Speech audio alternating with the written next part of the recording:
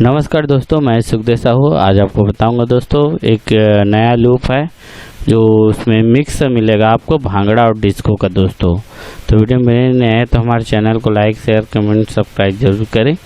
ये देख रहे हैं bhangra and disco 150 BPM scale F पर लिखा है दोस्तों। इसको मैं अपना सेज कन्वर्टर में पहले ऐड करता हूँ। इस तरह से SGE सेज कन्वर्टर लिखने से ये आ जाएगा इस तरह से।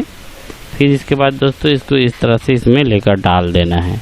ये अपना ऐड हो गया दोस्तों। इसमें टोटल फाइल है 1 से लेकर 19 तक। ये देख रहे हैं 1 से लेकर 19 तक। और टोटल में इसको आपको अपना क्यूबेस के अंदर में स्टाइलस के अंदर में आपको दिखा रहा हूँ दोस्तों।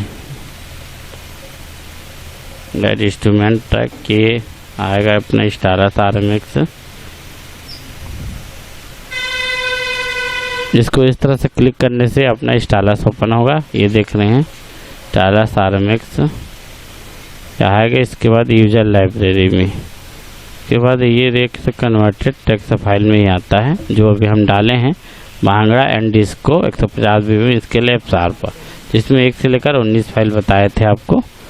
तो इसको टोटल मैं आपको चला के बताता हूँ। 150 BPM इस तरह से आप पहले लगा लीजिए अपना ओके। और अपना एक क्लिक आना है। ये देख रहे हैं